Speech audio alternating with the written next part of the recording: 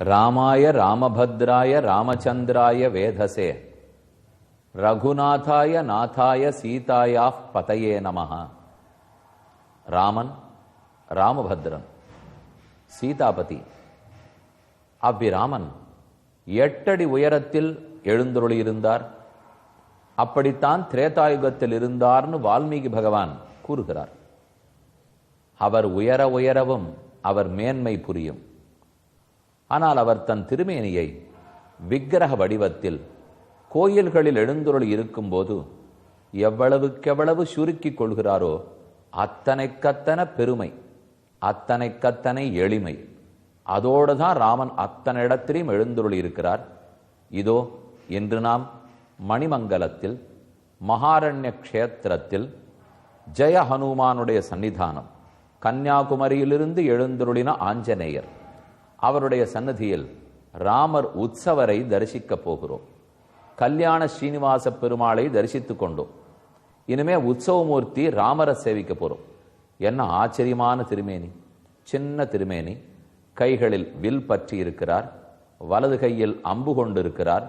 அவர் முகம் இன்றைக்கெல்லாம் சேவித்துக் கொண்டிருக்கலாம். அவ்வளவு அழகு ததும்பும் முகம். தருணௌ ரூபசம்பன்னௌ சுகுமாரௌ மகாபலௌ புண்டரீக விஷாலாக்ஷௌ சீரகிருஷ்ணாஜினாம்பரௌ. இதெல்லாம் சூர்பணகர் ராமனை பார்த்து கொண்டாடுகிறாள். காதல் வயப்பட்டு மயக்கத்தில் கொண்டாடுகிறாள். ஆனால் அத்தனை உண்மைதானே? அவள் காதலால் மயங்கி போயிருந்தாலும் ராமனின் பேரழகு என்றும் உண்மை. ரூப ஔதாரிய குணைகி பும்சாம் திருஷ்டி சித்தாபகாரிணம். தன்னுடைய அழகான உருவத்தாலும் வன்மையாலும் அவனுக்கு இருக்கிற மேன்மையான குணங்களாலும் பார்ப்பவர்களுடைய மனத்தையெல்லாம் பறிக்கிறானி ராமன். அந்த ராமனை நடுவா சேவிச்சுக்கிறோம். மற்றொரு பக்கத்தில் லக்ஷ்மண சுவாமி உள்ளார், எப்போதும் ராம கைங்கேற்றத்தில் எழுந்துருளி இருப்பவர். இன்னொரு பக்கத்தில் சீதாதேவி உள்ளார். இங்க இவர்களோட கூட ஒரு சின்ன ஆஞ்சநேய சுவாமி எழுந்துருளி இருக்கார். இந்த ஒரு கோயிலுக்குள் தான் எத்தனை ஆஞ்சநேயர்கள்! ஏற்கனவே 2 சிறிய ஆஞ்சநேயர்களை சேவித்துக் கொண்டோம். இப்ப உற்சவமூர்த்தியாக இருக்கும் ஆஞ்சநேய சுவாமி, அவரும் சின்னவரா பக்கத்தில் இருக்கிற ராமனும் சீதையும் லக்ஷ்மணனையும் வணங்கி கொண்டே எழுந்துருளி இருக்கிறார். இனிமே நாம நாளைக்கு சந்திக்கும் போதுதான் விஸ்வரூப வடிவத்தில் இருக்கும் 24 அடி உயர ஆஞ்சநேயரை தரிசிக்க போகிறோம். உற்சவமூர்த்தியாக எழுந்துருளி இருக்கும் ராமனையும் லக்ஷ்மணனையும் சீதையும் ஆஞ்சநேயரையும் இன்று தரிசித்துக் கொண்டோம். இனி சுந்தர காண்டத்தின் 2வது சர்க்கத்தின் அர்த்தத்தை பார்ப்போம். முதல் சர்க்கத்தில் ஆகாய மார்க்கத்தில் பறந்து வந்தது, 3 தடங்கல்கள் ஏற்பட்டது. அனைத்தையும் ஜெயித்து லம்பம்ங்கிற மலையில் இலங்கையில் கரையில் வந்து இறங்கினார். கடற்கரையில் இறங்கி நிற்கிறார்ங்கிற அளவுக்கு பார்த்தோம்.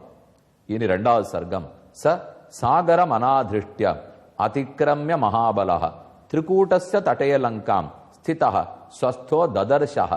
திரிகூட்ட மலையினுடைய கரையில் வந்து இறங்கினார். லம்பம்னு ஒரு சிகரத்துக்கு பேர்.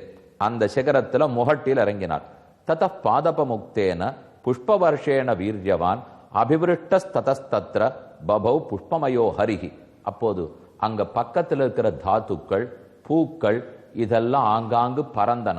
அதெல்லாம் ஆஞ்சநேயர் பேர்லயும் வந்து பட்டது.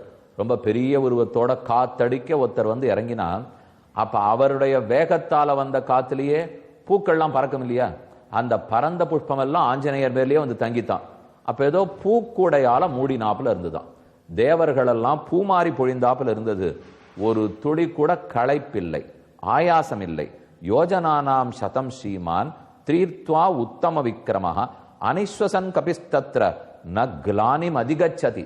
கிளானின்னு சொன்னா களைப்பு, அயற்சி, அது ஒன்றுமே இல்லை. ஒரு துளி கூட ராமகாரியத்தில் ஈடுபட்டதனால் ஒரு துளி கூட அவருக்கு களைப்பில்லாத இறங்கினார். ச தஸ்மின் அச்சலே திஷ்டன்வனான் யுபவனானிச்ச ச நகாகிரே ஸ்திதாம் லங்காம் ததர்ஷ பவனாத்மஜா. அந்த மலையின் முகட்டில் நின்று கொண்டு ஒரு தடவை சுத்தி மொத்த நகரத்தையும் பார்க்கிறார். நம்மளே நிறைய யாத்திரைக்கெல்லாம் போறச்சே ஒரு இடத்துக்கும் போக முடியலன்னா ஒரு மலையினுடைய உச்சியில் ஏறி நின்றுப்போம். ஒரு தடவை சுத்தி எல்லாத்தையும் பார்த்தோம்னா எல்லா இடத்தையும் சேவிச்சுட்டோம். அதே மாதிரிதான் நந்த கிராமம். விருந்தாவனத்துக்கு சேவிக்க போறோமே, அப்ப நந்தகாவுக்கு போனோம்னால் அந்த மலையில ஏறி நின்றுட்டா நந்த பைடக், அந்த நந்தகுமாரனுடைய நந்தலாலாவுடைய கோவிலே இருக்கு. அங்க போய் நந்தகோபர் கோவில் ஏறி நின்றா மொத்தத்தையும் ஒரு சுத்து பார்த்துடலாம். அதை போலத்தான் ஆஞ்சநேயர் இந்த மலை மேல நின்றார்.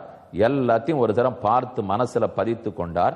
சமாசாத்தியச்ச லக்ஷ்மிவான் லங்காம் ராவண பாலிதாம் பரிகாபி ச பத்மாபி சோத்பலாபிர் அலங்கிருத்தாம். பார்க்க பார்க்க ரொம்ப வைராக்கியம், பற்றற்றவர் ஹனுமான். ஆனா அவருக்கு கூட ஒரு 2-3 நாள் வேணா இந்த ஊர்ல தங்கிட்டு போலாமா, ரொம்ப நன்னா இருக்கே.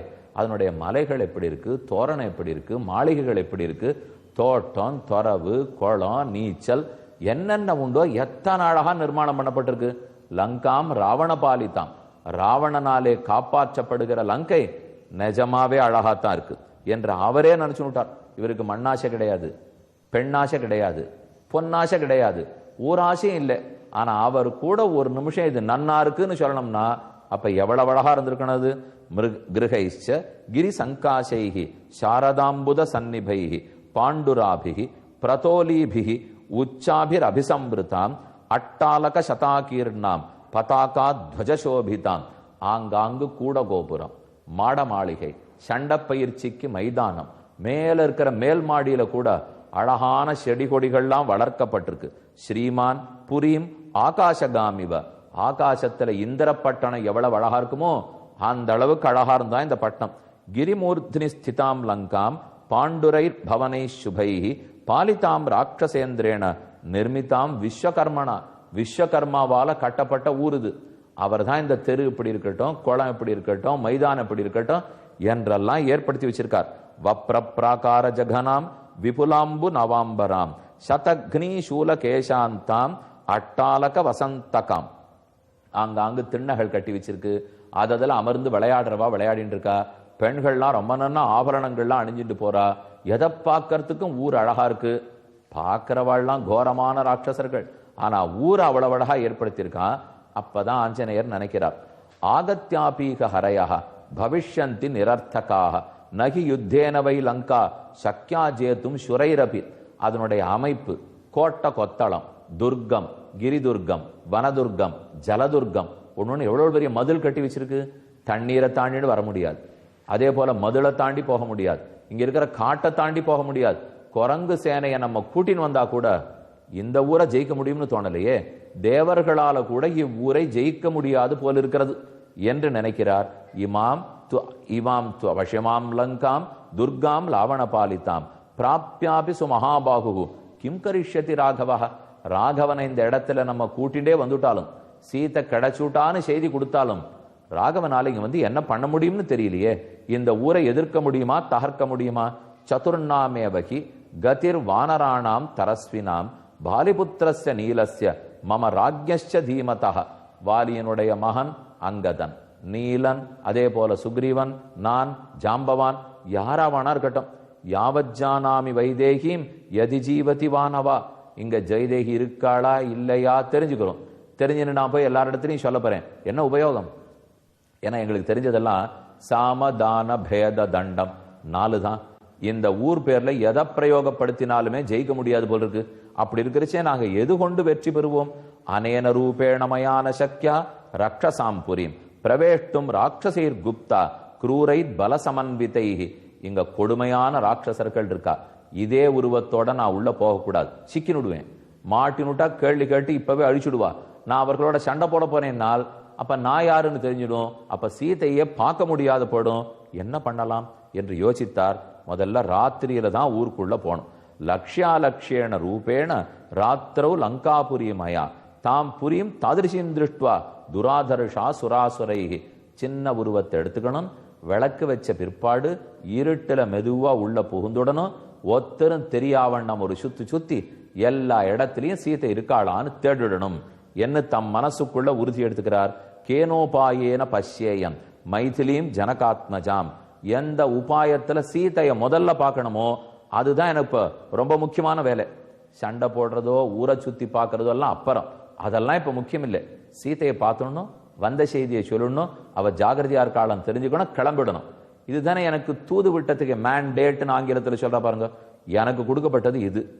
ஆஸ் அ தூதர், என்ன தூதரா அனுப்பிச்சிருக்காள்னு இதைத்தான் என்ன செய்யணும் என்று தன் மனசுல ஏத்துனுட்டார்.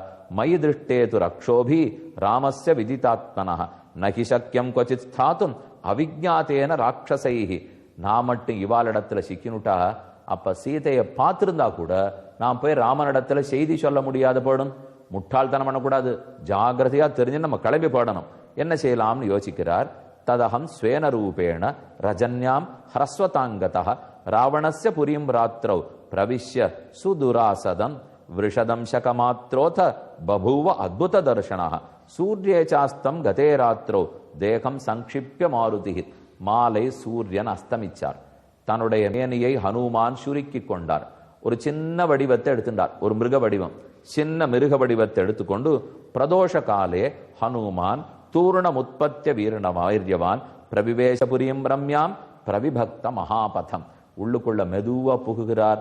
ஓஹோ, உள்ள நுழைஞ்சிட்டோம், இனிமே நம்மளை தடுக்க ஆள் இல்லை, எல்லா இடத்துலையும் சுத்தி பார்த்துடலாம் என்று மனசுல நினைச்சுக்கிறார். ஆனா ஒரு பெரிய ஆபத்து வாசல்லையே காத்துட்டு இருக்கு. காஞ்சனானி விசித்ராணி தோரணானிச்ச ரக்ஷசாம் லங்காம் உத்யோதயாமாசு சர்வசஸ்ஸம் அலங்கிருதாம். வாசல்ல தோரணங்கள், வரவேற்பு வாழை மரங்கள், அதிலெல்லாம் பொன்மயமா கட்டப்பட்டிருக்கு, வைரமெல்லாம் பதிக்கப்பட்டிருக்கு. பார்த்தா ஒன்னொன்னு விலை மதிப்பில்லை. உலகத்து சொத்தே இவனு தான் தெரியுது. குபேரனுக்கு கூட பிறந்தவனாச்சே, அப்ப பணத்துக்கு கேட்கணுமா?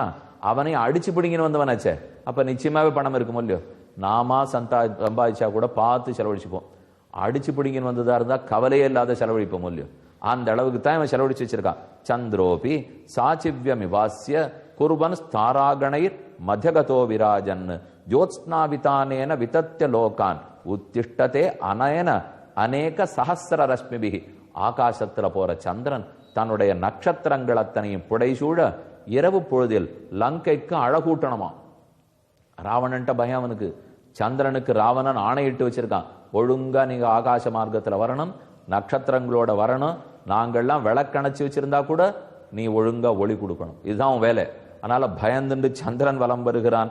சங்க பிரப க்ஷீர மிருணால வர்ண முத்கச்சமானம் வியபபாசமானம் ததர்ஷ சந்திரன் ச கபி பிரவீர போங்கியமானம் சரசீவ ஹம்சம்.